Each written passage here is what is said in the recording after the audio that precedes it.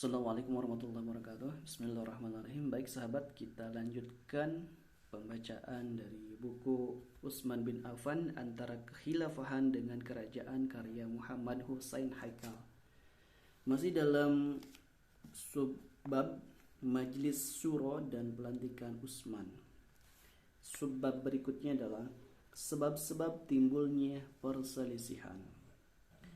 Tatkala Umar wafat, tiba saatnya Majlis Syuro sudah akan bersidang untuk memilih seorang khalifah di antara mereka. Sesudah berkumpul, mereka meminta Abu Talhah al-Ansari menjaga mereka, dan mereka tidak ingin dijaga oleh Mughirah bin Syu'bah dan Amr bin As. Malah oleh Sa'ad bin Abi Waqqas mereka dilempari kerikil dan disuruh pergi sambil berkata, "Kalian akan mengaku kami telah ikut hadir dan termasuk anggota Majlis Syuro."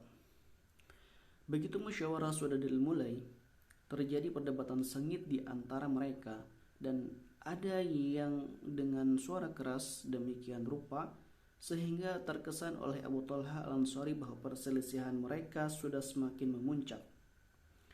Ia masuk dan berkata, saya lebih mengerti ngeri melihat kalian saling dorong daripada saling bersaing. Saya tidak akan memperpanjang lebih dari 3 hari yang sudah diperintahkan kepada kalian. Setelah itu saya akan tinggal di rumah dan akan melihat apa yang kalian kerjakan. Bagaimana mereka sampai berselisih begitu sengit, padahal mereka sahabat-sahabat besar Rasulullah SAW dan dari kalangan muslimin yang sudah beriman kepada Allah dan Rasulnya begitu baik. Kita sudah pernah menyaksikan perselisihan sengit antara kaum Muhajirin dan Ansar di Saqifah Banu Sa'diyah dan di Saqifah Banu Sa'idah, dan kaum Ansar pun segera mengakui hak Quraisy untuk memangku kekhilafahan. Ketika Abu Bakar duduk di antara Umar dengan Abu Ubaidah, ia memegang tangan keduanya dan berkata kepada orang-orang di sekitarnya, "Ini Umar dan ini Abu Ubaidah. Bayatlah siapa di antara keduanya yang kalian kehendaki." Mendengar ucapan itu, Umar berkata, "Abu Bakar, bentangkan tangan Anda." Abu Bakar membentangkan tangannya, lalu dibayat oleh Umar, dibayat oleh Abu Ubaidah, dan yang hadir juga semua membayatnya. Selain Sa'ad bin Ubadah, pemuka Ansar, dengan demikian Abu Bakar telah menjadi pengganti Rasulullah SAW dalam pemerintahan Islam. Sampai ajal tiba, ia tidak menemui kesulitan yang berarti untuk memperoleh kesepakatan muslimin dengan pergantian Umar. Bukankah kedudukan Majlis Syuro dalam kedua peristiwa ini merupakan contoh yang akan melepaskan mereka dari perselisihan dan mengajak bersepakat atas orang yang akan dibayat oleh muslimin menjadi khalifah? Sebenarnya situasi yang dialami Majlis Syuro berbeda sekali dengan situasi yang dialami oleh Muhajirin dan Ansar di Saqifah, dan yang dialami oleh muslimin ketika Abu Bakar menunjuk Umar menjadi penggantinya. Ketika Rasulullah SAW wafat, persatuan di semenanjung Arab belum lagi terpadu. Berita-berita mereka yang mendakwakan diri Nabi dari Banu As'ad, Banu Hanifah, begitu juga di Yaman sudah meluas dan sudah diketahui oleh pihak Muhajirin dan Ansar. Kekhawatiran bahwa kabilah-kabilah itu akan memberontak terhadap agama baru ini dan terhadap kekuasaan Madinah sangat mengganggu pikiran. Semua ini jelas sekali pengaruhnya dalam mempersatukan mereka yang sedang berkumpul di Saqifah. Mereka lebih cepat lagi melangkah mempersatukan diri mengingat Rasulullah SAW sudah memerintahkan Usama bin Zaid memimpin sebuah pasukan untuk menghadapi Romawi. Lebih-lebih mereka memahami situasi genting itu serta beratnya tanggung jawab yang mesti dipikul oleh orang yang harus menggantikan Rasulullah SAW waktu itu. Baik Muhajirin maupun Ansar belum mengenal adanya daya tarik rampasan perang yang melimpah di Madinah dan yang akan membuat mereka melihat kekhilafahan itu sebagai hal yang menguntungkan. Oleh karenanya, perdebatan mereka berkisar sekitar agama dan pembelaannya. dan siapa yang harus menggantikan Rasulullah SAW. Di luar itu, yang berhubungan dengan pemerintahan dan kekuasaan hanya sepintas lalu saja terlintas dalam pikiran mereka. Pada mulanya pihak Ansor hanya berpegang pada hak mereka sendiri dalam kekhilafahan atau bersama-sama karena Madinah adalah kota mereka dan kaum muhajirin pendatang baru di tempat itu.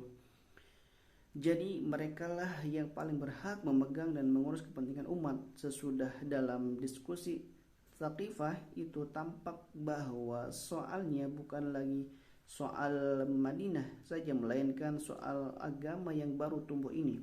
Barulah mereka mengakui hak muhajirin dan kekhilafahan, mengingat mereka adalah pelopor-pelopor pertama dalam agama dan dalam persahabatan mereka dengan Rasulullah SAW.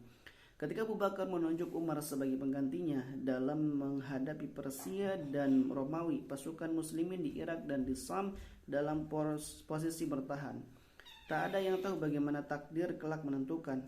Malah pihak muslimin masih berat hati akan berangkat ke Irak membantu Mus'anna bin Harisah. Dalam 3 hari itu tak ada orang yang memenuhi seruan Umar, sebab mereka masih takut menghadapi Persia dan kehebatannya. Memikul tanggung jawab dalam situasi yang begitu genting bukan hal yang layak diperselisihkan. Satu sama lain ingin memonopoli perhitungan. Abu Bakar melihat situasi yang begitu genting, itulah yang membuatnya menunjuk Umar. Sebab di antara sahabat-sahabatnya, dialah yang benar-benar tangguh dan paling mampu mengikuti suatu politik yang harus sukses dengan ketangguhan dan keteguhan hatinya. Seperti yang ada pada Umar, umat muslim dapat menerima kekhilafahan Umar kendati mereka sudah tahu wataknya yang begitu keras dan tegar, dan dalam hal ini tidak ada orang yang mau menyainginya. Cemas sekali mereka mengingat perang Persia dan Romawi itu. Mereka diliputi rasa khawatir jika pasukan muslimin kalah dengan segala akibat yang timbul karenanya. Sesudah kemudian Umar memegang pimpinan, ternyata sukses mengadakan penyebaran dan pembebasan serta berhasil membangun sebuah kedaulatan Islam dengan Madinah sebagai ibu kota yang disegani dunia. Di sisi itu juga sebagai negara Arab dengan kedaulatan yang besar dan menjadi pusat perhatian semua bangsa dari segenap penjuru, karena harta kekayaan yang melimpah berdatangan dari segenap penjuru kedaulatannya itu. Umar sudah tidak tahu lagi jumlah harta itu harus dengan dihitungkan atau dengan ditimbang. Keadaan sudah berubah dari yang semula. Bukan hal yang mengherankan jika anggota Majelis Syuro kemudian terlibat ke dalam perselisihan yang semakin memuncak. Masing-masing menginginkan pihaknya yang memegang kekhilafahan. Di samping itu, ada faktor lain yang memicu perselisihan yang dampaknya kemudian begitu kuat dalam kehidupan negara, yaitu persaingan keras antara kabilah-kabilah Quraisy sendiri dengan pengaruh jahiliyah yang begitu jelas. Setelah Nabi diutus dan menyerukan persamaan kebenaran dan keadilan, lepas dari segala hawa nafsu, persaingan demikian ini di masa Rasulullah sudah tak terlihat lagi. Kemudian setelah Rasulullah wafat mulai timbul lagi, tetapi masih malu-malu. Sesudah kekhilafan Abu Bakar dan Umar berlalu dan melihat Arab lebih unggul dari Persia dan Romawi, fanatisme kekabilahan mulai timbul lagi. Orang mulai mengingat-ingat kembali persaingan dahulu antara Bani Hasyim dengan Bani Umayyah. Begitu juga dengan yang lain-lain di Mekah. Semua mereka terdorong untuk saling berseteru dan bermusuhan. Demikian apa yang saya bacakan masih di bab Majelis Syuro dan pelantikannya. Ikuti kelanjutan dari pembacaan buku ini hanya di channel ini. Jangan lupa like, komen, dan subscribe. Terima kasih. Wassalamualaikum warahmatullahi wabarakatuh.